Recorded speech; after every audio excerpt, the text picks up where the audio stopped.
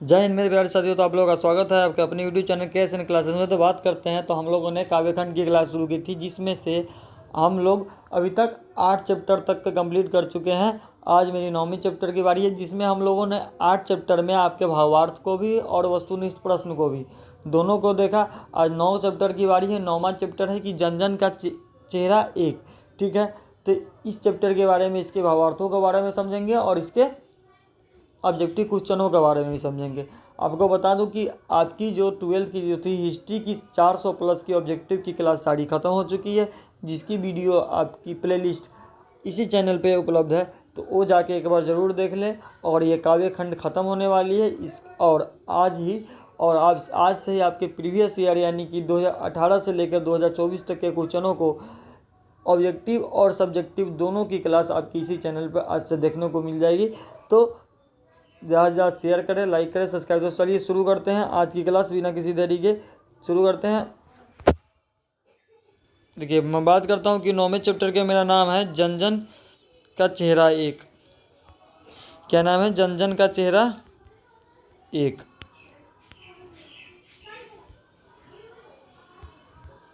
ठीक है,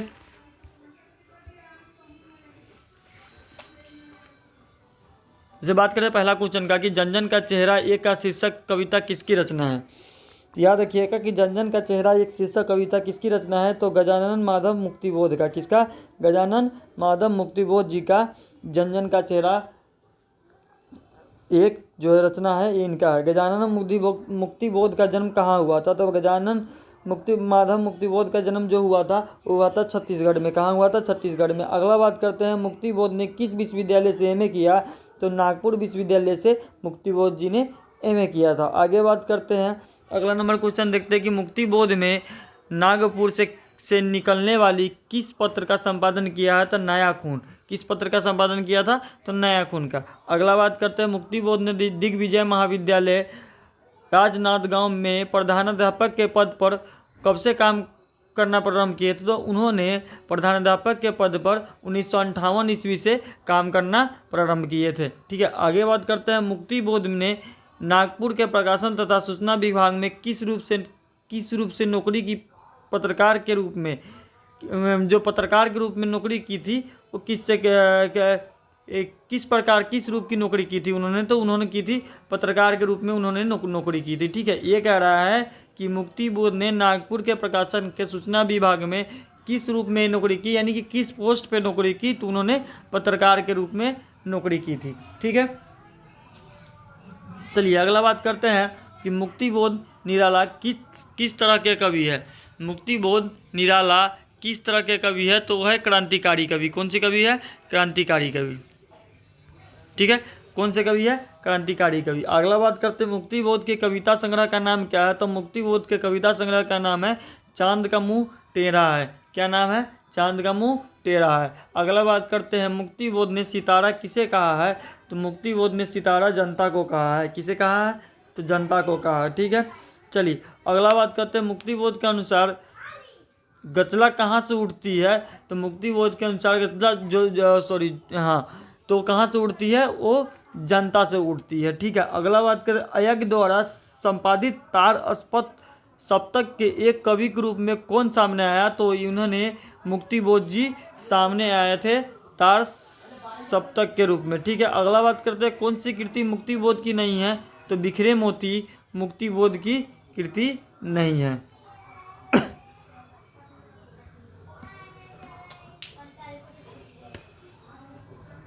चलिए अगला बात करते हैं, अगला क्वेश्चन है, कौन सी कृति मुक्तिबोध की नहीं है, तो चंद्रगुप्त मुक्तिबोध की कृति नहीं है। वहाँ पे 4 ऑप्शन दिए जाएंगे, उसमें से आपको देखना रहेगा। अगला बात करते हैं, कौन सी रचना मुक्तिबोध की है, तो मुकुल जो है वो मुक्तिबोध की रचना है। एक साहित्य की शायरी किसकी रचना है, तो एक साहित्य की शायरी जो रचना है वो मुक्तिबोध जी की रचना है। अगला बात करते हैं कि मुक्तिबोध के पिता का नाम क्या था, तो मुक्तिबोध के पिता का नाम था माधवराज मुक्तिबोध। क्या नाम था? माधवराज मुक्तिबोध। ठीक है, चलिए अगला बात करते हैं, अगला नंबर क्वेश्चन देखते हैं, 17 नंबर क्वेश्चन कि कौन सी रचना मुक्तिबोध की है, तो चांद का मुंह टेढ़ा, ये रचना मुक्तिबोध की है। ठीक है, कौन सी रचना मुक्तिबोध की नहीं है, तो बिहारी पुनर्मूल्यांकन जो है वो मुक्तिबोध जी की रचना नहीं है। अगला बात करते हैं मुक्तिबोध किस सप्तक के कवि थे। तो मुक्तिबोध जी थे वो तार सप्तक के कवि थे। कौन सप्तक के कवि थे? तार सप्तक के कवि थे। अगला बात करते हैं गजानन माधव मुक्तिबोध का जन्म कब हुआ था। तो गजानन माधव मुक्तिबोध का जन्म 13 नवंबर 1917 को हुआ था। कब हुआ था? 13 नवंबर 1917 को गजानन माधव मुक्तिबोध जी का जन्म हुआ था। MSBBI क्वेश्चन है, इसको आप ध्यान में रखिएगा इस चीज़ों को। अगला चलते हैं। अगला क्वेश्चन है कि मुक्तिबोध की माँ का नाम क्या था। तो मुक्तिबोध की माँ का नाम था पार्वतीबाई। क्या नाम था? पार्वतीबाई। अगला बात करते हैं कि मुक्तिबोध ने किसका संपादक किया। तो मुक्तिबोध ने नया खून का संपादक किया। किसका संपादक किया? नया खून का। ठीक है, अगला बात करते हैं कौन सी कृति मुक्तिबोध की है। तो द्रौपदी भी मुक्तिबोध जी की एक कृति है। अगला बात करते हैं जन जन का चेहरा एक के रचनाकार है। तो जन जन का चेहरा एक का रचनाकार है गजानन माधव मुक्तिबोध।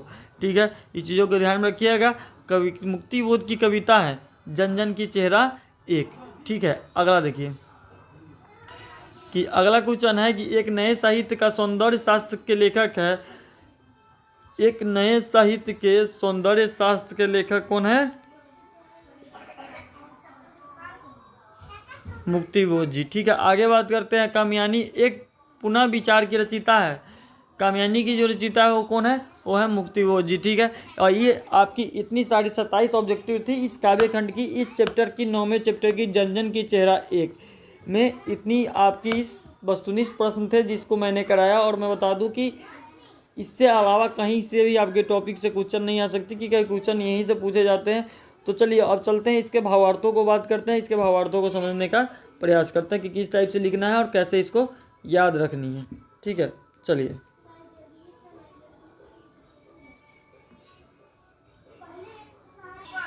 देखिए इसके भावार्थों को देखते हैं। ठीक है, इसके भावार्थों को समझते हैं भाई। इसके भावार्थ क्या करते हैं। जैसे कि बात करते हैं कि जन जन का चेहरा एक चाहे जिस देश के प्रांत पूर्व का हो, जन जन का चेहरा एक।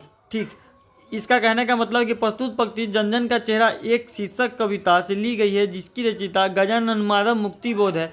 कवि कहते हैं कोई व्यक्ति चाहे किसी भी देश या प्रांत का निवासी हो, उन सब में समानता पाई जाती है। यानी कहने का मतलब क्या है कि कवि कह रहा है कि कोई भी व्यक्ति कहीं का भी हो, इंडिया का हो, कहीं का भी हो, अमेरिका का हो, न्यूजीलैंड का हो, कोई भी देश का हो, किसी भी प्रांत का हो, लेकिन सब में समानता एक ही पाई जाती है। सब में समानता पाई जाती है। ठीक है, बात करें कि अगला भावार्थ है कि एशिया की, यूरोप की, अमेरिका की गलियों की धूप एक, कष्ट दुख संताप की चेहरों पर पड़ी हुई झड़िया का रूप एक, जोश में यो ताकत से बंधी हुई मुट्ठियों का लक्ष्य एक।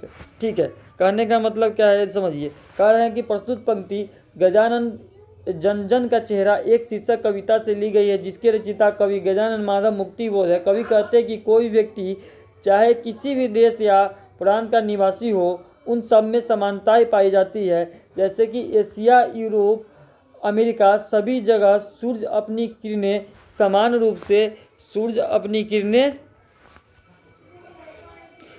रूप से बिखरते हैं। कष्ट या दुख में व्यक्ति के चेहरे पर आने वाली रेखाएं, झुर्रियाँ एक समान होती है। जोश में अथवा ताकत में बंधी मुठियाँ एक समान होती है और उनका लक्ष्य भी एक होता है।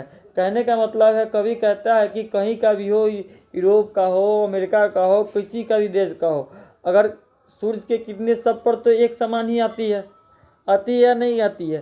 कष्ट हो या दुख हो, कोई भी हो, किसी व्यक्ति, कहीं का भी व्यक्ति हो, वो भी एक समान होता है। ठीक है, जोश हो या ताकत हो, कहीं के भी व्यक्ति का हो, वो भी एक समान होता है। ठीक है, और सबका लक्ष्य भी क्या होता है? एक ही होता है। ठीक है, यही कहना चाह रहे हैं। अगला कह रहा है कि पृथ्वी के गोल चारों ओर के धरातल पर है जनता का दल एक एक पक्ष, जलता हुआ लाल की भयानक सितारा एक, उद्दीप्त उसका विकराल सा इशारा एक। कहने का मतलब है कि प्रस्तुत पंक्ति जन जन का चेहरा एक शीर्षक कविता से ली गई है जिसके रचयिता मार्क्सवादी कवि गजानन माधव मुक्तिबोध है। प्रस्तुत पंक्ति कवि ने प्राणियों की समस्या की चर्चा की है। प्राणियों के समस्याओं की चर्चा की है। कवि कहते हैं कि सभी प्राणी के समस्या भावनाएं समान है, लेकिन इस संसार में विभिन्नता है। कवि कहना चाहते हैं कि जिस प्रकार सारे संसार से सूर्य एक है और अपनी रोशनी सभी चीज़ों पर समान रूप से बिखरते हैं, ठीक है। कहने का मतलब यह है कि कह रहा है कि सभी की समस्याएं जो है, एक कवि प्राणियों की समस्या के बारे में इस पंक्ति में बताए हैं। वो कह रहा है कि कवि है कि सभी के समस्या और भावनाएं समान है, लेकिन हम इस संसार में क्या है, सब में भिन्नता देखते हैं।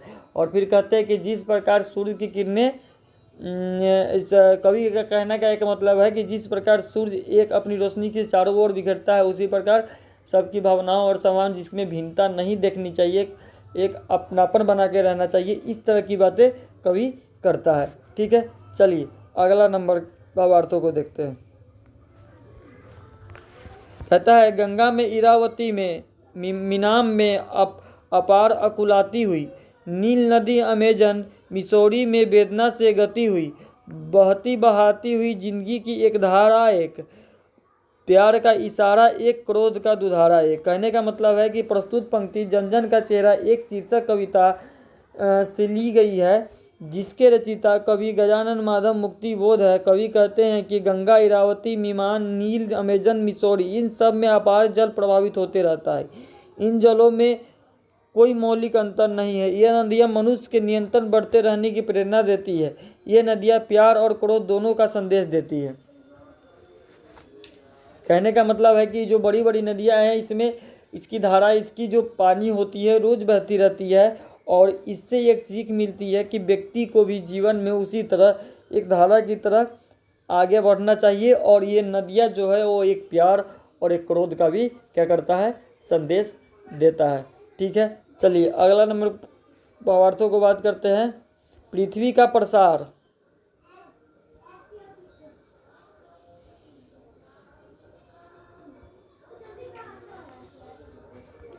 अगला देखिए, अगला है कि पृथ्वी का प्रसार अपनी सेनाओं से किए हुए गिरफ्तार, गहरी काल छाए पर पसार कर खड़े हुए शत्रु का काले से पहाड़ पर, काला काला दुर्ग एक, जन शोषक शस्त्र एक। कहने का मतलब है प्रस्तुत पंक्ति जन जन का चेहरा एक शीर्षक कविता से ली गई है, जिसमें रचयिता कवि गजानन माधव मुक्तिबोध कवि कहते हैं कि इस संसार में दुष्ट लोग अपने अत्याचार करते हैं, वो अपनी काली छाया संपूर्ण पृथ्वी पर फैला रहे हैं। ये लोग मानवता के दुश्मन हैं और इन्होंने अपनी अमानवीय कार्यों तथा शोषण का किला खड़ा कर दिया है। जनता का शोषण करने वाले ये सभी शत्रु एक है। कहने का मतलब यह है कि कवि कहता है कि इस संसार दुष्ट लोग अनेक अत्याचार करते हैं। इस संसार पर जितने भी दुष्ट लोग हैं, जो दुष्ट लोग जो है वो क्या करते हैं, एक अत्याचार करते हैं, एक जुल्म करते हैं। वो अपनी काली छाया संपूर्ण पृथ्वी पर, यानी कि वो अपनी जो एक काली उसकी जो परछाई है वो पूरी संपूर्ण पृथ्वी पर क्या कर रहा है, फैला रहा है। ठीक है, अगला कहता है ये लोग मानवता के दुश्मन, यानी कि एक मानव जो होता है ना, एक मानव का क्या है, एक इंसान का ये लोग एक दुश्मन है। ठीक है, और इन्हें अपनी अमानवीय कार्यों तथा शोषण का किला खड़ा कर दिया है। ये अपनी जो जिस तरह की ये अपनी काली छाया है, जो इनकी जो ये है, इनसे क्या शोषण, लोगों का शोषण का किला जो है, लोगों का शोषण कर करके इनका एक साम्राज्य स्थापित कर दिया है। कहने का मतलब ये है, और जनता का शोषण करने वाले ये सभी शत्रु क्या है, एक है। जो जनता के शोषण करता है वो सारे शत्रु क्या है, एक है, उसमें कोई भेदभाव नहीं है। ठीक है, चलिए अगला पर चलते हैं।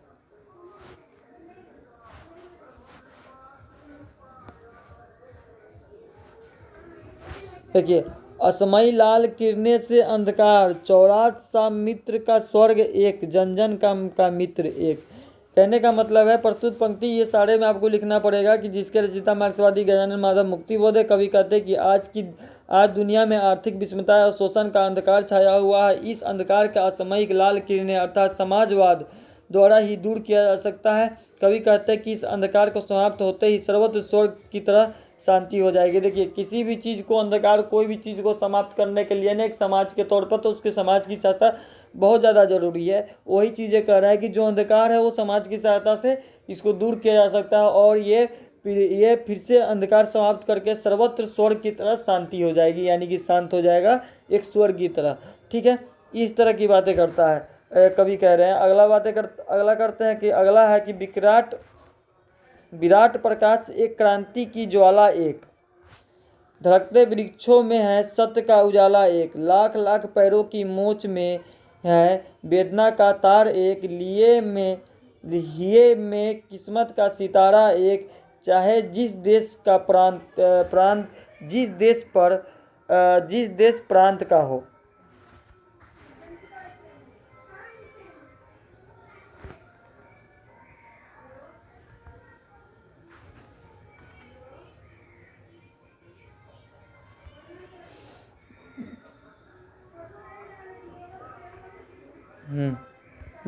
जिस देश प्रांत का हो और जन जन का चेहरा एक। ठीक है, आगे आइए। अब इस चीज़ों को पढ़ ली, इस चीज़ों को तो आपको सारे में लिखना है कि प्रस्तुत पंक्ति वाला कहानी कहता है, कवि कहता है कि प्रकाश का रूप एक है, सभी जगह होने वाली क्रांति की ज्वाला एक है, प्रत्येक व्यक्ति के हृदय में एक प्रकार की सत्य का संचार हो रहा है, लाखों लोगों के पैरों में एक प्रकार की मोच का अनुभव हो रहा है, शोषण के खिलाफ सभी के हृदय में एक प्रकार का साहस है। कहने का मतलब है, कवि कहता है कि प्रकाश का रूप क्या है, एक है सभी का, सभी जगह क्रांति की ज्वाला भी जो भी है, जो क्रांति की ज्वाला है सभी के एक है, प्रत्येक व्यक्ति के हृदय में एक संचार, सत्य का संचार हो रहा है। ठीक है, जो एक सत्य की जो संचार हो रहा है, एक उत्पत्ति हर एक व्यक्ति के हृदय के मन के अंदर हो रहा है, लाखों लोगों के पैरों के एक ही प्रकार का मोच का अनुभव हो रहा है, यानी कि ये शोषण से। उसके बाद कह रहा है कि शोषण के खिलाफ सभी हृदय में एक ही प्रकार का साहस है, यानी कहने के खिलाफ जो शोषण हो रहा है वो सभी व्यक्ति को एक ही प्रकार का क्या है, एक शासन है। इस चीज़ों के बारे में वो बता रहा है। चलिए अगला देखते हैं। कहता है कि एशिया के, यूरोप के, अमेरिका के भिन्न भिन्न वास स्थानों में स्थान भौगोलिक ऐतिहासिक बंधनों के बावजूद सभी और हिंदुस्तान। कहने का मतलब है कि प्रस्तुत पंक्ति जन जन का चेहरा शीर्षक कविता से ली गई, जिसके रचयिता कवि गजानन माधव मुक्तिबोध है। कवि कहते हैं कि भिन्न भिन्न संस्कृतियों वाले एशिया, यूरोप तथा अमेरिका में भौगोलिक और ऐतिहासिक विशिष्टता के बावजूद ये भारत की जीवन शैली से प्रभावित है। एक सारी चीज़ों की जो भी चीज़ें हैं, ये सब चीज़ें भौगोलिक जो भी चीज़ें, उसके अलावा इनकी जो भारत की मेरी जो जीवन शैली है, इससे कई लोग प्रभावित होते हैं। इसके बारे में कवि ने बताया है। ठीक है, चलिए अगला चलते हैं। ये कह रहा है कि सभी और बहनें, सभी और भाई है, सभी और कन्हैया ने गाय चराई है, जिंदगी की मस्ती की अकुलाती भोर एक, बंसी की धुन सभी और एक। ये कहने का मतलब है, इतना तो आपको लिख लीजिएगा, उसके बाद मैं बता देता हूँ। कवि कहते हैं कि भारत की संस्कृति में एक प्रत्येक स्थान पर भाई बहन सा प्रेम है, यहाँ भगवान कृष्ण की छवि चारों ओर व्याप्त है, यहाँ हर जगह कृष्ण ने गाय चराई है, यहाँ जिंदगी में मस्ती भरी पड़ी है और सभी ओर कृष्ण की बंसी की धुन व्यापक है।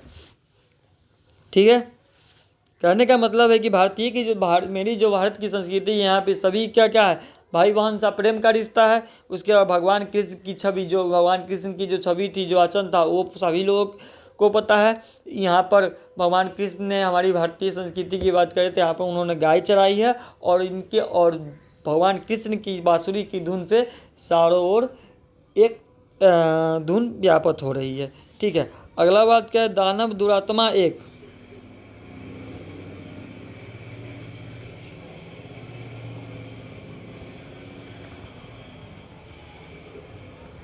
अगला करें कि दानव दुरात्मा एक, मानव की आत्मा एक, शोषण और खूनी का और एक चेहरा एक, जन जन के शीर्ष पर शोषण का खड्ग अति घोर एक, दुनिया के हिस्सों में चारों ओर जन जन का युद्ध एक।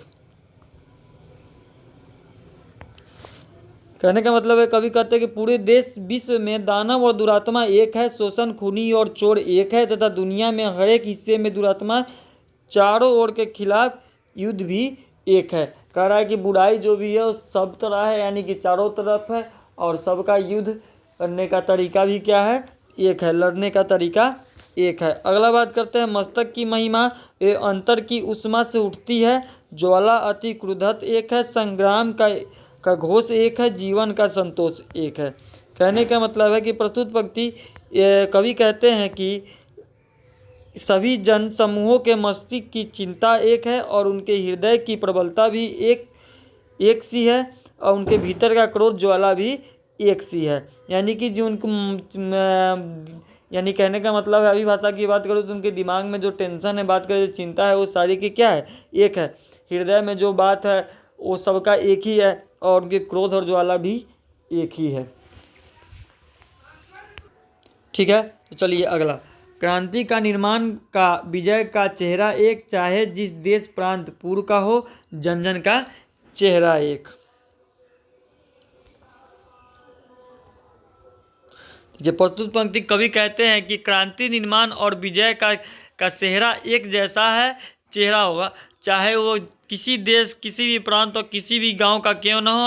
आम आदमी का शोषण के खिलाफ जो संघर्ष है उसका मूल स्वरूप, मूल स्वर भी एक होता है। कहने का मतलब है जहाँ पे भी शोषण हो रहा है, सारा का क्रांति का तरीका एक है, शोषण की एक है, चाहे गांव हो, विदेश हो, शहर हो, घर हो, कोई भी हो, उसका एक है। और आदमी का शोषण के संघर्ष के खिलाफ जो संघर्ष है उसका जो मूल स्वर है, उनकी जो भावनाएं हैं, उनकी जो बातें हैं, वो सब क्या है, एक है। तो बात करें आपका 9 चैप्टर की जो भावार्थ थी और ऑब्जेक्टिव थी, बस निष्पक्ष वो मैंने सारे कंप्लीट करा दिए। तो कल हम 10वां चैप्टर की इसकी क्लास देखेंगे, जिसकी बात करते हैं उसका है अधिनायक। और बात करें अगर इसका PDF चाहिए तो आपको मुझे टेलीग्राम चैनल पर मैसेज करना पड़ेगा, या थंबनेल में आपका मोबाइल नंबर दिया और टेलीग्राम पर जाकर मैसेज कर सकते हैं, वहाँ से आप PDF प्रोवाइड कर सकते हैं। ये नहीं तो उसके अलावा कहीं भी PDF आपको देखने को नहीं मिलेगा। अगर PDF चाहिए तो वहाँ से आप जाकर ज़रूर ले लें। धन्यवाद, मिलते हैं नेक्स्ट क्लास में। जय हिंद।